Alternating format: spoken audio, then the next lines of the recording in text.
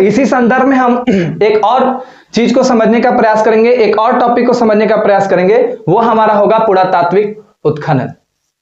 ठीक है, तो आर्कियोलॉजिकल एक्सप्लोरेशन हम समझेंगे कि ये पुरातात्विक उत्खनन क्या होता है भाई, ये आर्कियोलॉजिकल एक्सप्लोरेशन क्या होता है। ठीक है, और इस आर्कियोलॉजिकल एक्सकेवेशन को समझने से पहले हमें एक सिद्धांत के बारे में जानकारी प्राप्त करनी होगी, और उस सिद्धांत को हम लोग क्या कहते हैं, स्तरीकरण का सिद्धांत कहते हैं। आखिर भाई होता क्या है स्तरीकरण का सिद्धांत? ध्यान दीजिएगा कि क्या होता है कि मान लीजिए कि एक बहुत बड़ा भूभाग है, उसे हम ऊपर से नीचे की ओर, ऊपर से नीचे यहां पर हम खुदाई करना शुरू करते हैं। ठीक है, जब हम गहराई में जितना नीचे जाते रहते हैं, गहराई में जितना नीचे जाते रहते हैं, और वस्तुओं और प्रत्येक लेयर पर हमें कुछ कुछ वस्तुएं मिलना प्रारंभ हो जाती हैं, और जो वस्तुएं जितना ज्यादा नीचे होता है, जितनी ज्यादा गहराई में हमें वस्तुएं प्राप्त होती हैं, ठीक है, उसे हम क्या कहते हैं कि वो उतनी ज्यादा पुरानी वस्तुएं हैं, पुरानी वस्तुएं हैं।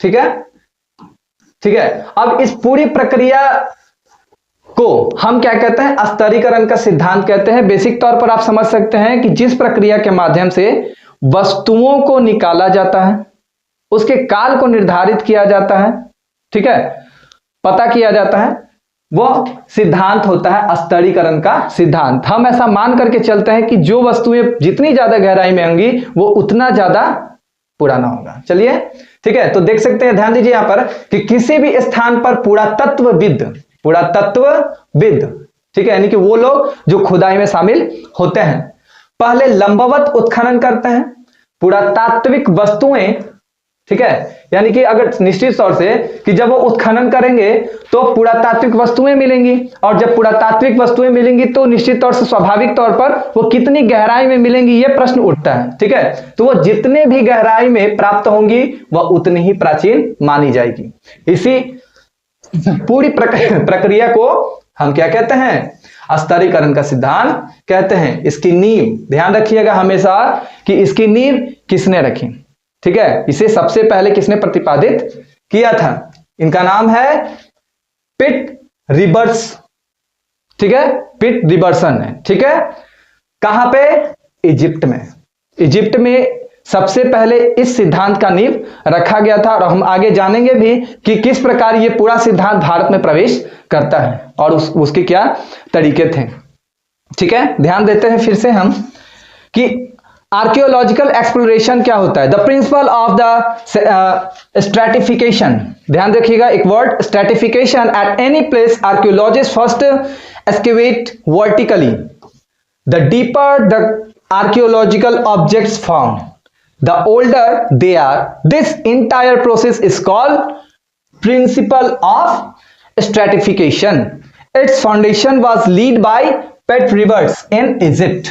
Okay, then आप समझ सकते हैं कि पिट रिवर्स का कितना ज्यादा महत्वपूर्ण योगदान रहा होगा इस सिद्धांत को प्रतिपादित करने में। तब जाकर करके हम आज बहुत सारी चीजों को उत्खनन करने का प्रयास कर रहे हैं। ठीक है, चलते हैं हम अपने अगले अध्याय पर।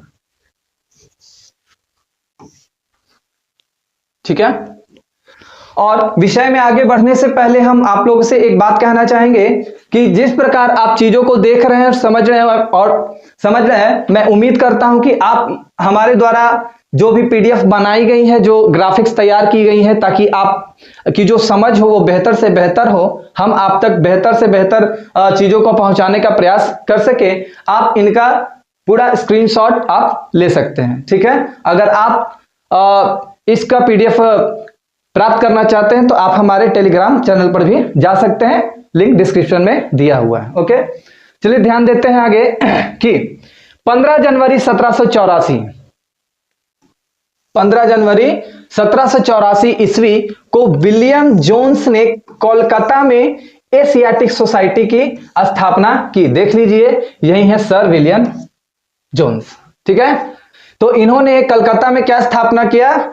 Asiatic society. तो समझिए कि भाई ये एशियाटिक सोसाइटी क्या है। एशियाटिक सोसाइटी वो ऐसी संस्था है जो भारत में पूरे आर्कियोलॉजिकल चीजों को लेकर के आगे बढ़ी है, पूरे पुरातत्व को लेकर के आगे बढ़ी है। इनका उद्देश्य ही यह था कि हम पूरे भारत को क्या करेंगे, एक्सप्लोर करेंगे, ढूंढेंगे, खोजेंगे, खोदेंगे, ताकि हमें भारत से नई नई चीजें प्राप्त हो सके। क्योंकि उस समय तक और आज भी भारत की बहुत सारी चीजों को आज तक खोजा नहीं गया है। धीरे धीरे इन सारी चीजों पर कार्य की जा रही है हमारी सरकार के द्वारा और पहले की भी सरकारों के द्वारा इन सारी चीजों पर कार्य किया जा रहा है। जैसे 1861 में पुरातत्व विभाग की स्थापना की गई। इसी संदर्भ में 1861 में पुरातत्व विभाग की स्थापना की गई।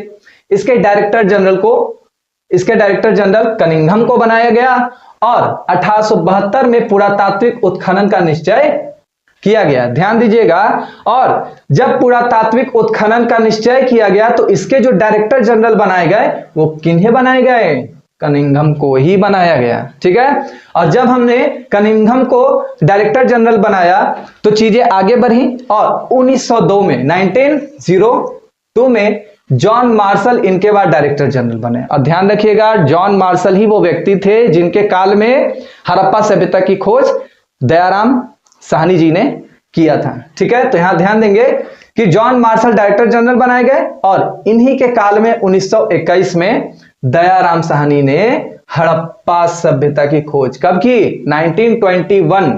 ठीक है, और इन सारी चीजों को देखते हुए 1924 में जो हमारे जॉन मार्शल जी हैं, उन्होंने ये घोषणा कर दी कि भाई भारत में हमने एक नई सभ्यता की खोज की है जिसका नाम हड़प्पा सभ्यता है, जिसे हम इंडस वैली सिविलाइजेशन के नाम पर जानते हैं। ठीक है, तो इन्होंने ही 1924